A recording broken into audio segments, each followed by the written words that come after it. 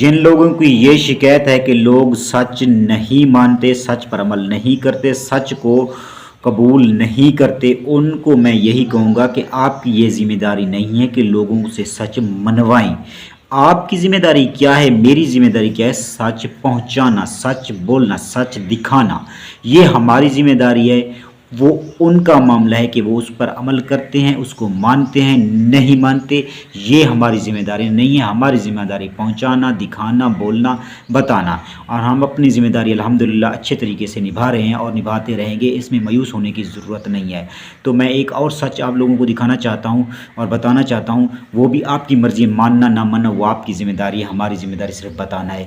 پاکستان میں اس وقت شیعہ کی تعداد تقریباً 15% ہے، لیکن اگر ہم سوشل میڈیا جب چلاتے ہیں، دیکھتے ہیں، تو وہاں پر ایسے معلوم ہوتا ہے کہ ان کی تعداد، ان کی کم از کم 80% ہوگی تعداد، لیکن حقیقت یہ نہیں ہے، کیونکہ پاکستان میں ان کی تعداد 15 سے 20 ہو سکتی ہے، اس سے زیادہ نہیں۔ ویسے تو 10-15، اگر 20 بھی ہو جائے، اس سے زیادہ نہیں ہے ان کی تعداد۔ لیکن ایسا پھر کیوں معلوم ہوتا ہے سوشل میڈیا پر کہ ان کی تعداد 80% ہے؟ اس کی بھی ایک وجہ ہے جو کہ میں آپ کو بتانا چاہتا ہوں۔ وہ وجہ یہ ہے کہ اس وقت آپ کو خود کو پتہ ہے کہ اسرائیل اور ایران اور امریکہ کی جنگ ہو رہی ہے۔ جب ان دونوں تین ملکوں کی جنگ ہو رہی ہے تو سیدھی سی بات ہے، پاکستان میں مسلمان رہتے ہیں یا دنیا کے کسی بھی کونے میں مسلمان رہتے ہیں، ان کو سب کو پتہ ہے اسرائیل مسلمانوں کا دشمن ہے۔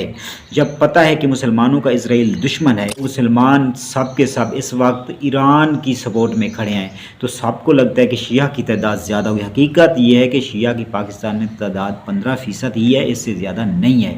لیکن سوشل میڈیا پر کیونکہ وہ 15% جو لوگ ہیں، ان میں سے 10% لوگ ایکٹیو رہتے ہیں شیعہ کے، مسلسل وہ پوسٹنگ کرتے ہیں، مسلسل وہ بیان بازی کرتے ہیں، مسلسل وہ پوسٹیں لکھتے رہتے ہیں، تو اس کو کاپی پیسٹ کیا جاتا ہے، اس کو شیئر کیا جاتا ہے، کیونکہ وہ اس کو اپنا ہتھیار سمجھ کر وہ استعمال کرتے ہیں شیعہ، تو اس کو مسلمان سپورٹ کرتے ہیں۔ جب مسلمان سپورٹ کرتے ہیں، کس وجہ سے؟ کیونکہ مسلمانوں کا دشمن اسرائیل ہے، اسرائیل کی مخالفت کی وجہ سے مسلمان اس وقت کھڑے ہیں ایرانیوں کے ساتھ۔ جب مسلمان ایرانیوں کے ساتھ کھڑے ہیں تو سب کو لگتا ہے کہ سارے کے سارے پاکستان میں شیعہ ہو گئے ہیں، لیکن ایسا بالکل نہیں ہے۔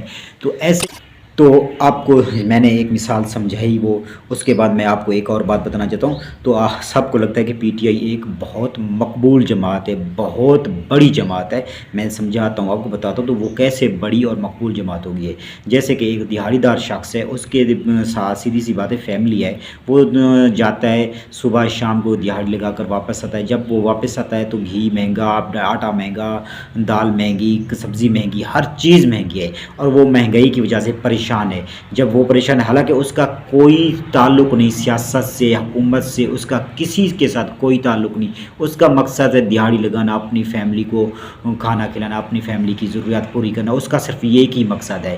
لیکن جب وہ مہنگائی کی وجہ سے پریشان ہوتا ہے، اس کے گھر کے خرچے پورے نہیں ہوتے، تو پھر وہ احتجاج کے لیے نکلتا ہے۔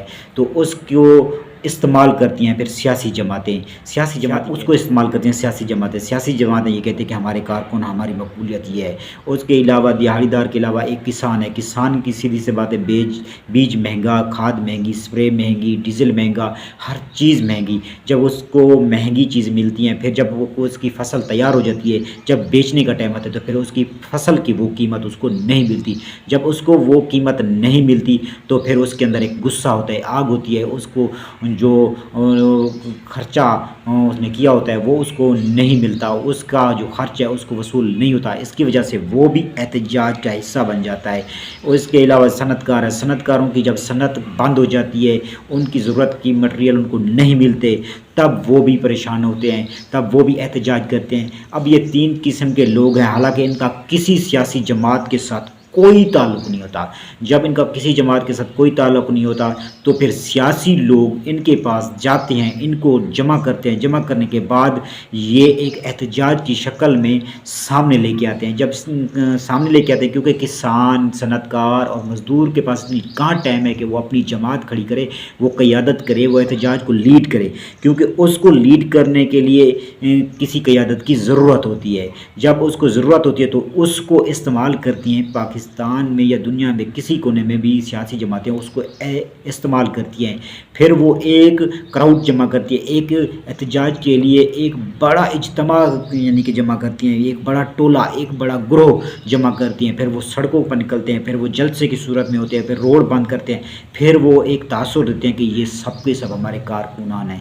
لیکن حقیقت یہ مہنگائی کی خاتمہ ہو جائے، بیج کھاد وغیرہ ہر چیز صنعت بھی آسانی کے ساتھ یعنی کہ حکومت مہنگائی میں کمی کرے، کنٹرول کرے، تو پھر پتہ چلے گا کہ ان سیاسی جماعتوں کی کتنی مقبولیت ہے، کیونکہ لوگوں کو اپنے پیٹ سے مطلب ہے، اپنے کام سے مطلب ہے، اپنی ضروریات سے مطلب ہے۔ اپنی ضروریات کے لیے جب وہ نکلتے ہیں احتجاج کے لیے، اپنے حق کے لیے، تو اس کو استعمال کرتی ہیں یہ سیاسی جماعتیں۔ حقیقت میں ان کی کوئی مقبولیت نہیں ہے، لیکن یہ ایک وجہ اور بھی ہے، کیونکہ جب کسان، صنعت کار اور مزدور احتجاج کرتا ہے سوشل میڈیا پہ یا ویسے کرتا ہے کسی جگہ پر، تو جو سیاسی جماعت کے لوگ ہوتے ہیں ایکٹیو رہتے ہیں، اس کو کاپی پیسٹ کرتے ہیں، شیئر کرتے ہیں، آگے پھیلاتے ہیں اپنا کارکن بتا کر۔